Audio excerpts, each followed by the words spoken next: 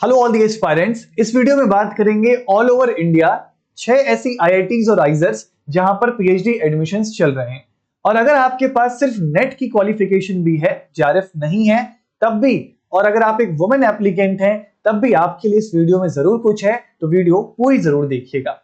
Start करने से पहले, अगर आप नेट और गेट एग्जाम की तैयारी कर रहे हैं, आप हमारे साथ रेगुलरली कनेक्टेड हैं, तो आप सारथी बैच में एनरोल कर सकते हैं जो जून 2025 की तैयारी कर रहा है। और अगर नहीं तो आप हमारे फ्री कंटेंट को विजिट कर सकते हैं जिसमें 500 बवाल क्वेश्चंस आपको मिलेंगे और इसके सॉल्यूशंस भी आपको इसी चैनल के वीडियोस के सेक्शन में मिल जाएंगे।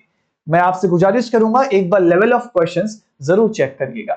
Now coming back to the applications, हम सबसे पहले स्टार्ट करेंगे आईआईटी दिल्ली के एप्लीकेशन फॉर्म से। आप गूगल पर लिखिएगा dms.iittd.ac.in। आपके सामने एक ऐसा वेब पेज आएगा, इसमें आप लास्ट डेट देख सकते हैं 25 अक्टूबर है। आप इसमें जो कंप्लीट इंफॉर्मेशन ब्राउजर है उसको डाउनलोड कर लीजिएगा। आपके सामने एक ऐसा ब्राउजर खुलेगा। मैं चूंकि बहुत सारे एप्लीकेशन फॉर्म्स के बारे में बताऊंगा, तो मैं जो जो इंपॉर्टेंट चीजें हैं, लास्ट डेट, एलिजिबिलिटी, स्टाइपेंड, इसके बारे में ही बताऊंगा, ठीक है ना।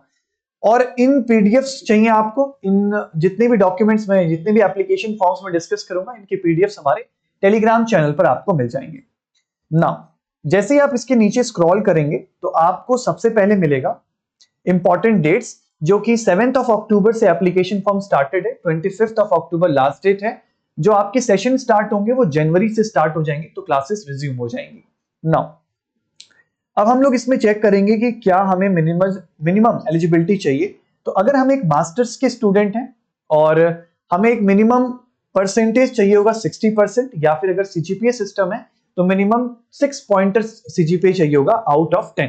प्लस इन्होंने ये भी मेंशन किया है कि आप गेट क्वालिफाइड होने चाहिए या सीएसआईआर, यूजीसी, नेट क्वालिफाइड भी हैं आप, तब भी आप इसके लिए एलिजिबल हैं। तो इसका भी आप लोग ध्यान रखें। अगर आपके पास इसके अलावा भी कुछ स्कॉलरशिप्स अवेलेबल हैं तब भी आप फॉर्म फिलअप कर सकते हैं। प्लस यहां से जब हम लोग और आगे बढ़ेंगे तो इन्होंने हमें और भी कुछ इंपॉर्टेंट चीजें मेंशन करके दी हुई हैं। जैसे सबसे पहले यहां पर ऐसे कौन से स्टूडेंट्स हैं जो गेट एग्जाम और नेट एग्जाम से वेव ऑफ है, मतलब कि वो अगर गेट और नेट की एलिजिबिलिटी नहीं भी रखते हैं तब भी वो इस पीएचडी में एनरोल कर सकते हैं। तो ऐसे स्टूडेंट जिनकी मास्टर्स किसी आईआईटी से हुई है और वो 8 pointer as a CGPA maintain करके रखा है उन्होंने, तब वो इसके लिए एलिजिबल हैं, वो डायरेक्ट फॉर्म फिलअप कर सकते हैं। इस चीज का भी ध्यान रखिएगा। प्लस अगर आप इस फॉर्म में इंटरेस्टेड हैं तो हॉस्टल की क्या फीस होगी और कितना पहली बार में आप पे करेंगे, कितना रिइंबर्स होगा, बहुत डिटेल्ड एप्लीकेशन फॉर्म है, इसमें आप आगे पढ़ सकते हैं। तो आगे बढ़ते हैं। आईआईटी दिल्ली के बाद जो नेक्स्ट एप्लीकेशन फॉर्म आई है वो है आईआईटी रुड़की से। अब जितनी वुमेन एप्लीकेंट्स हैं वो ध्यान से सुनेंगे, और अगर आपके पास सिर्फ नेट एज अ क्वालिफिकेशन है तब भी आप इसके लिए एलिजिबल होंगे। तो इस ब्राउजर में जब आप आगे आएंगे तो सबसे पहले हम लोग देखेंगे एलिजिबिलिटी के बारे में। अच्छा, इसमें कुछ और भी चीजें मेंशन करी गई हैं, जैसे कि अब पीएचडी करने के दौरान कुछ अपॉर्चुनिटीज कैंडिडेट्स को दी जाती हैं। ये पीएचडी के दौरान होता है। अगर आपका पेपर अच्छा निकलता है तो कुछ अमाउंट्स हैं, कुछ स्कॉलरशिप्स हैं जो आपको दी जाती हैं। तो ये भी एक काफी अच्छी चीज है जो इस पर्टिकुलर आईआईटी में देखी जा रही है ना। यहां से नीचे आएंगे हम लोग और हम सबसे पहले बात करेंगे इंपॉर्टेंट डेट्स की। जो लास्ट डेट है वो 1 नवंबर है, ध्यान रखिएगा। और यहां पे भी जो क्लासेस रिज्यूम होंगी वो जनवरी से ही आपके रिज्यूम होने वाली है ना। अब अगर आप एक फुल टाइम रिसर्च स्कॉलर बनना चाहते हैं आईआईटी रुड़की में, तो आप देखिए कि तो एंटर कर सकते हैं एज आपके पास कोई बाहर का फेलोशिप हो, यानी कि आपके पास नेट हो, जेआरएफ हो, या फिर वो नहीं है तो अगर आप एक golden girl scheme for female, ये भी अगर आप इसकी एलिजिबिलिटी को क्वालिफाई करते हैं तब आप इस स्कीम के थ्रू भी एंट्री कर सकते हैं रिसर्च करने के लिए, और आपको फुल स्कॉलरशिप भी दी जाएगी और इसमें कोई नेट और गेट जैसे एग्जाम की क्वालिफिकेशन की जरूरत नहीं है। तो आइए देखिए इसके लिए क्या कंडीशन इन्होंने सेट करी हुई है। तो ये तो हो जाएगा कॉमन एलिजिबिलिटी। एक बार मैं स्कॉलरशिप की बता दूं, फिर मैं कॉमन एलिजिबिलिटी के ऊपर भी आऊंगा, ठीक है। हाँ, अगर golden girl scheme for female aspirant की बात करें तो अगर आप अपने कॉलेज के गोल्ड मेडलिस्ट हैं और आपका जो कॉलेज है वो कहां पे गया, हाँ, और आपका जो कॉलेज है वो NIRF की रैंकिंग में टॉप 50 में आता है, तब भी आप इसके लिए एलिजिबल होंगे और आपको कोई भी गेट और नेट एग्जाम की क्वालिफिकेशन रखने की जरूरत नहीं है। तो आप इस स्कीम से भी एंट्री कर सकते हैं। प्लस अगर मैं कॉमन एलिजिबिलिटी की बात करूं तो इन्होंने मेंशन किया है कोई भी ऐसा कैंडिडेट जिसके पास मिनिमम 6 पॉइंटर हो एज अ CGPA, और अगर वो गेट क्वालिफाइड है, नेट क्वालिफाइड है, तब तो ऑफ कोर्स आप एलिजिबल हैं। अगर आप सिर्फ LS भी क्वालिफाइड है तब भी आप एलिजिबल होंगे, इन्होंने सीधा सीधा मेंशन किया हुआ है। ठीक है, इस बात का आप लोग ध्यान रखिएगा। प्लस इस डिटेल्ड एप्लीकेशन फॉर्म को आप एक बार और गो थ्रू कर लीजिएगा, इसमें भी बहुत डिटेल में चीजें मेंशन करी गई हैं। Next coming to IIT Madras, तो वेबसाइट विजिट करिएगा, यहां पर आपको मिलेगा guidelines for the admission. Last date जो है उसकी 31 अक्टूबर है, ये ध्यान रखिएगा। आपके सामने इस तरीके का एक PDF खुल के आएगा। लास्ट डेट 31 अक्टूबर बता दिया, शाम के 5 बजे तक आप फॉर्म फिलअप कर सकते हैं। इसमें फीस भी मेंशन करी गई है, एक नजर आप इस पे भी डाल लीजिएगा कि क्या एप्लीकेशन फीस है। मूविंग अहेड, इस पर्टिकुलर इंस्टीट्यूट में अगर आप इंटरव्यू देने के लिए विजिट करोगे तो जो भी आपका सेकेंड AC का फेयर है वो आपको वापस किया जाएगा। तो इस पर्टिकुलर ब्राउचर में ये भी मेंशन किया गया पॉइंट है, तो इसका भी ध्यान रखिएगा।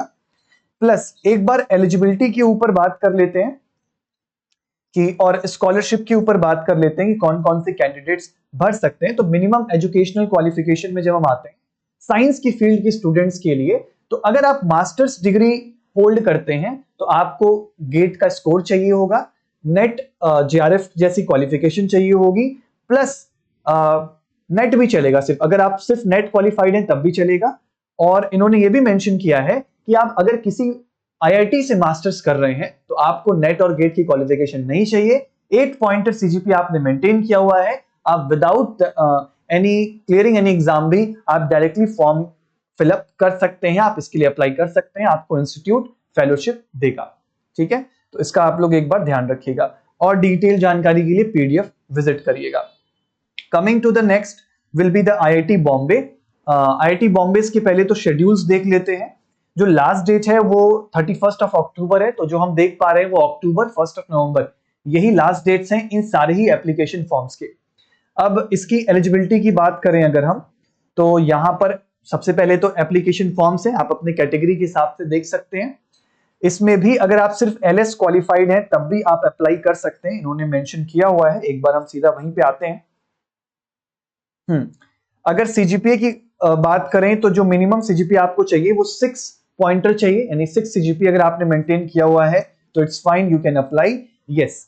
अब वो कैंडिडेट्स जो मास्टर्स डिग्री होल्ड करते हैं उनके पास की तो वैलिड गेट स्कोर होना चाहिए, या फिर आपके पास अगर LS भी क्वालिफाइड है तब भी आप जो स्कॉलरशिप होगी या जो आपका स्टाइपेंड होगा उसके लिए आप एलिजिबल होंगे, और स्टाइपेंड वही सेम है जो एक JRF के कैंडिडेट को दी जाती है। और अगर आपके पास नेट JRF है तब तो इन चीजों के चक्कर में पड़ना ही नहीं है, आपको सीधा स्टाइपेंड इंस्टीट्यूट की तरफ से नहीं, आपके स्कॉलरशिप यानी कि CSIR की तरफ से आपको प्रोवाइड किया जाएगा। इन्होंने स्कॉलरशिप की अमाउंट भी पूरी मेंशन कर रखी है, और CGPA कितना था, मिनिमम 6 पॉइंटर। आप डिटेल में एक बार PDF विजिट कर लीजिएगा। Coming to the next, IISER Bhopal की बात करेंगे। आइजर भोपाल में भी आपके पास सिर्फ अगर नेट क्वालिफाइड हैं आप तब भी आप शायद एलिजिबल हैं, एक बार क्रॉस चेक कर लेते हैं। सो क्वालिफाइंग डिग्री जो चाहिए, ऑफ कोर्स मास्टर्स तो हमें चाहिए ही, उसके साथ इन्होंने लिखा है कि वैलिड गेट स्कोर होना चाहिए। फिर लिखा है selected through national eligibility test, हमारे पास UGC नेट CSIR इसकी स्कॉलरशिप इसकी एलिजिबिलिटी होनी चाहिए। और यस, इन्होंने मेंशन किया है कि अगर हम सिर्फ LS भी क्वालिफाइड है तब भी हम इसके लिए एलिजिबल हैं, JRF मैंडेटरी नहीं है, यहां पर भी इंस्टीट्यूट की तरफ से हमें फेलोशिप दी जाएगी। तो अब बहुत जरूरी हो गया है कि हम जब भी तैयारी करें यार तो एटलीस्ट एक टारगेट रखें कि हमारा LS क्वालिफाइड होना चाहिए, क्योंकि बहुत सारी अपॉर्चुनिटीज हमें LS के वजह से भी मिल पा रही हैं, हमने कई सारी एप्लीकेशन फॉर्म्स में देखा, राइट। अब इसमें जो मिनिमम CGPA है वो 7 पॉइंटर है, बाकी सब में हम 6 देख रहे थे, और परसेंटेज आपका 60% होना चाहिए। ठीक है, कुछ एज लिमिट भी सेट करी गई है 28, इसको भी देख लीजिएगा। और जो स्टाइपेंड है वही सेम आपको JRF वाली स्टाइपेंड दी जाएगी। ठीक है, और जो लास्ट हम बात करेंगे किसके बारे में, तो आइजर पुणे के बारे में बात करेंगे। आइजर पुणे में भी हमारे पास हमारी वैकेंसीज मतलब कि पीएचडी एडमिशंस ओपन हो गए हैं और इनकी जो लास्ट डेट है वो October deadline is your 25th of October शाम को 5 बजे तक। और जो स्टार्ट हो चुकी है तो 4th ऑफ अक्टूबर से ही स्टार्टेड है। और अगर हम इसकी एलिजिबिलिटी की बात करें तो पहले हम केमिस्ट्री के सेक्शन में आएंगे।